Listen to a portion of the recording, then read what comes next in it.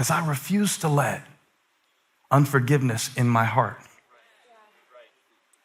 block the future that God has for me.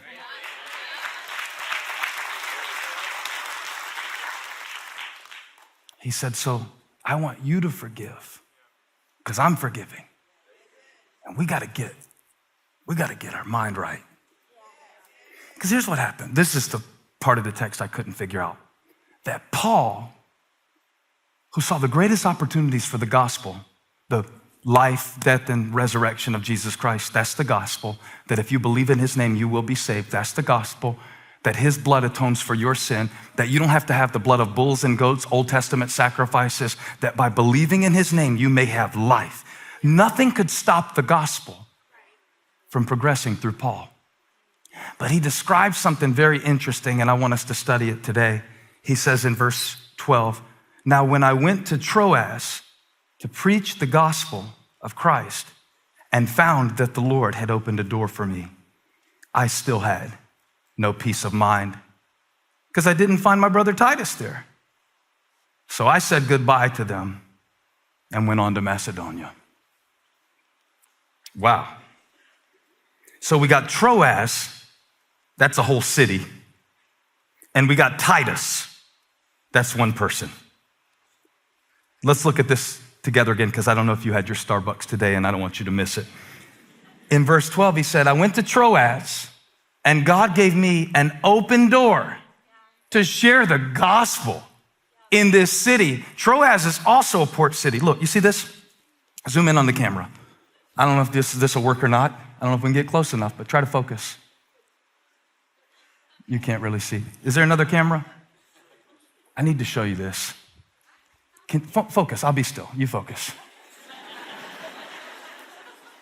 That's it? What? This one? I want that page right there.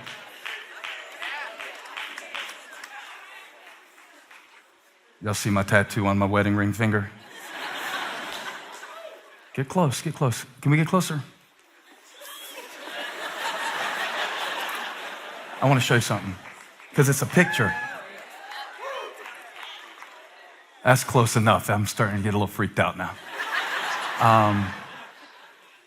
Yeah, you see it? Can you see Corinth? Corinth?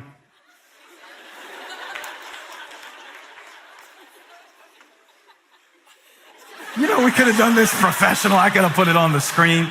It could have been great. And there, oh, look, there's Troas. See Troas? And there's Ephesus in Macedonia. So Paul's like, I came here, Corinth, and I preached the word in this important city, this isthmus that connects southern Greece to the mainland. It's important. Everybody say it's important.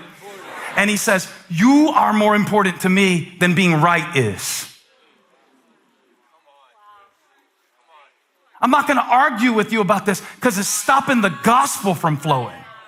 I'm not going to argue with you about this because there's stuff that needs to happen. There's something important that needs to get distributed. See, Paul understands if the church at Corinth doesn't get right with him, it's going to affect the rest of his ministry to the Gentile world. So he said, I'm letting go of the offense to seize the opportunity. Why am I preaching about that? Because some of you are losing the opportunity because you won't let go of the offense.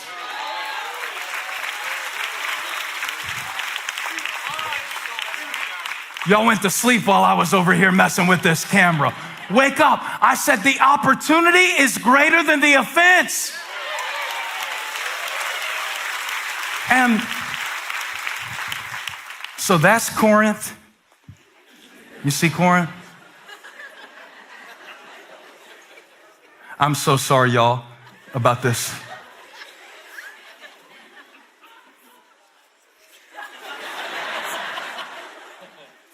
And then there's Troas. Anyway, take my word for it. Between the two, this is what I want to get to. Between the two is Macedonia. And now Paul has sent a letter to the church at Corinth. You following me so far? They said, Paul's not a real apostle. We like Apollos better. We don't like Paul anymore. He told us to put our pants on and stop sleeping around and calling ourselves good Christians, and we don't like that. And Paul told us to straighten up. We don't like Paul anymore. We liked him when he was telling us, be saved and receive the free gift of forgiveness. But now he's trying to put something in place that'll actually help us live in Christian freedom, and we don't like that anymore. We'd rather be slave to these mute, deaf idols. So Paul's like, no, stop that. You got to stop that. God has given you an open door. You are an important city.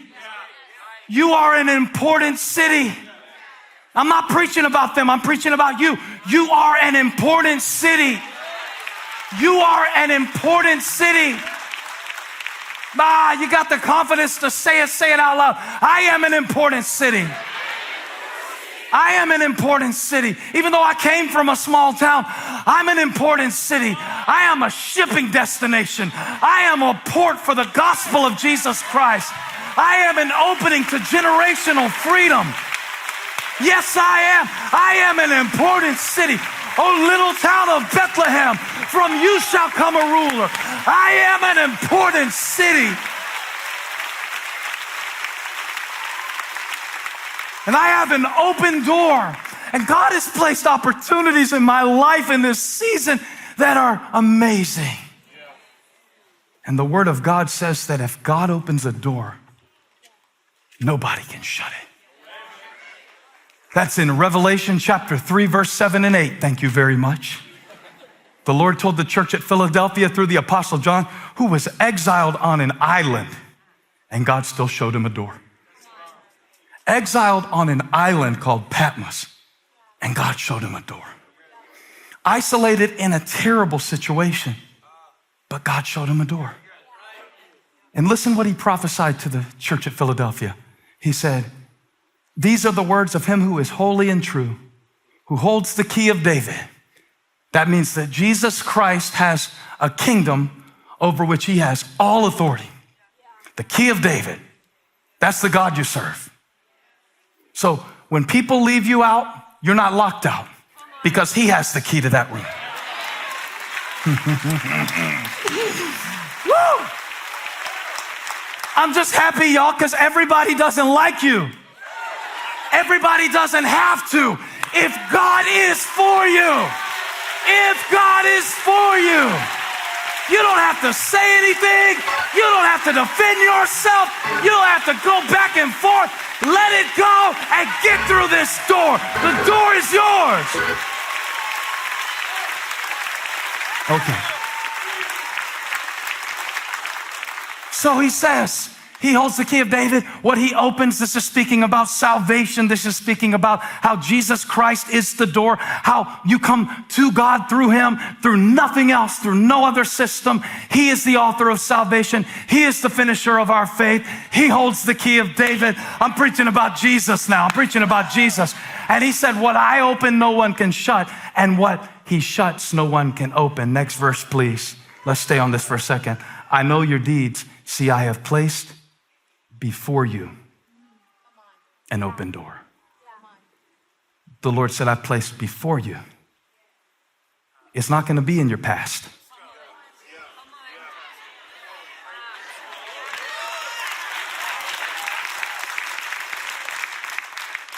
That's why Paul had to forgive. He said, whatever happened, that whatever they did. Now, look, Paul forgave the guy, but he didn't put him on his senior leadership team. He just said, I'm going through the door. And what he opens, no one can shut. What he shuts, no one can open. I have put before you an open door that no one can shut. Now listen to this, what God says to the church at Philadelphia. And I believe he might say it to the church at Elevation too. I know you have little strength.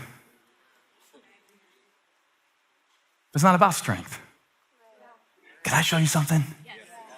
Whew, this is really cool. Everybody say strength. Now everybody say scheme. Go back to 2 Corinthians chapter 2. Verse 11 is one of those that I've read out of context for years. I didn't even really know what it meant. I never really read it in the context of Paul's conflict. But now I have, and I saw something. He said in verse 11, we got to forgive and get through this in order that Satan might not outwit us. For we're not aware of his schemes. Now, what was interesting to me is he didn't say in order that Satan, put the verse back up. He didn't say in order that Satan might not overpower us. He said outwit us. Because the battle is not about strength. It's about strategy. Put this in the chat, say it out loud if you're with me in the room. It's about the strategy. And Satan is not stronger than you. We just read this. If God opens a door, nobody can shut it. No devil, no depression, no trauma, no abuse, nothing can stop the gospel of Jesus Christ from going forth in your life, in your heart, in your marriage. We give the devil too much credit sometimes because we'll say, oh, well, the devil is attacking my marriage. The devil is attacking my finances. That's where you're feeling it, but that's not where the attack is happening. He didn't say in order that Satan might not overpower us, because that would make it about your strength. And we already know from John 16:33 that Jesus said, peace I give to you. My peace I leave with you. In the world you will have trouble, but take heart. I have overcome the world. It's not about the trouble in front of you. We could have a testimony service about your trouble. What's the point? We could all line up and play, can I top your trouble? I have a headache. I have a backache. I don't have a back. I don't have a head. I'm decapitated. I've seen people do it, and we top each other with our trouble. But that's not what this is about, is it? It's not about what's happening in my life. Satan's not stronger than you. He can't make you do anything. If God opens the door to freedom, if God opens the sea, you can go through it. I don't care who's chasing you. I don't care who said you couldn't. I don't care how long you've struggled with it. It's not about who's stronger. It's about who's smarter. Because you're like, well, that's Jesus. Jesus has overcome the world. I'm not Jesus. But 1 John 4:4 says, greater is he that is in you than he that is in the world. So he's not stronger. That's not why you're stuck. He's not stronger. You have the Spirit of God. He's not stronger. The condemnation that haunts you at light in your midnight hour has been nailed to the cross. The written regulations have been nailed to the cross. That's dealt with. That is not what is standing at the door. Paul said, I had an open door, but I had a troubled mind. And so he sent Titus with a letter to the Corinthian church because he didn't know if things were going to be all right. You know, your body can be one place and your mind can be another. And Paul's at Troas and God's given him opportunities and he can preach the gospel to a whole city. And he said, but I couldn't find Titus, so I left. And it isn't like he left because he wanted to. When Paul says in verse 13, I believe it is, he said, I said goodbye. That's the only time he uses that phrase in all of Scripture. It's a solemn farewell. He's almost embarrassed about it. He's like, I couldn't get my mind right, so I couldn't seize the opportunity. Now that hit me. Because I'm trying to raise these kids, you see. And I know God has given me an opportunity to be a great father. But sometimes, if I'm honest with you, I'm sitting at the table with them. And my body is there. My body is there. But my mind is on other stuff. And some of it is real. And some of it is completely fabricated. Of stuff that might happen 3 years from now. Maybe. And so my mind will drift to the possibly and slip away from the present. Now, when I saw Paul, I saw us. He said, I was in Troas, and so was the open door that God gave me. And great things could have happened in Troas. But I had to say, goodbye, not because of the trouble in Troas, but because my mind was troubled. The enemy wants to mess with your mind so much that you can't even go through the doors that God opens for you. That you can't even enjoy the moments that God gives you. He wants to mess with your mind and scramble your perspective to the point where you can't even focus long enough to sit down and pray about something. He wants to get you so focused on something, and I put down 4 things that spell the word door with each first letter. One was the disappointments in your life.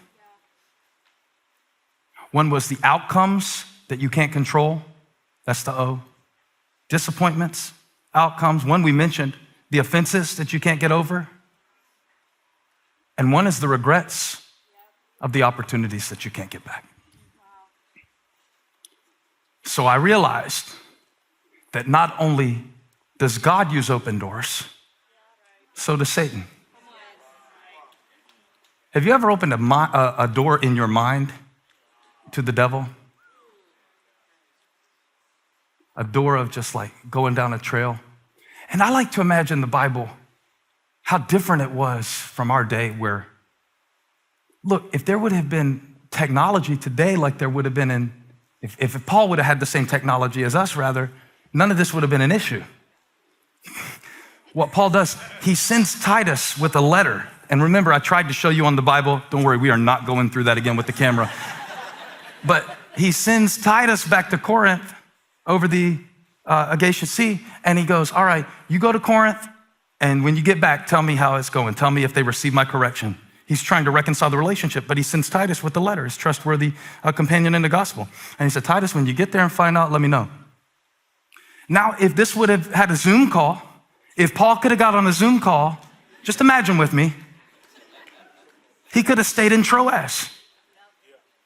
Because Titus would have got on the Zoom call and said, hey, Paul, it's all good. I got Aquila and Priscilla here, and we're all here on the Zoom call, Paul. And it's all good, Paul. We're all good. They got your letter, and they love you, and it's all good, and whatever. But see, the reason I want to show you the map is because between Corinth, where Paul's mind was, and Troas, where his body was, there was a sea, and to me, it looked like my mind. It looked like how sometimes my body is in one place, but my mind is in another. And Paul, with a note of sadness, said, I had to say goodbye to the opportunity that God gave me because I couldn't get my mind right in the process. Has that been you? Let me give you a little test to see if that's been you. Have you been not letting new people love you because of how old people hurt you? Have you stopped trusting people, period? Because you found out that people are not trustworthy totally? You never should trust anyone totally other than God. Even if they want to do good for you, they're going to let you down. They can't help it. It's the human condition. But for you to sit there and go, well, I'll never trust anybody with anything again. I got to do it all on my own. If you want something done right, you got to do it yourself. And people are just people, and you're one of them, and Jesus died for all of us. So you got to get back in the game and do some stuff in this life and not get so bitter that you don't go through the door. Have you been standing at an open door, but the enemy's got your mind so troubled?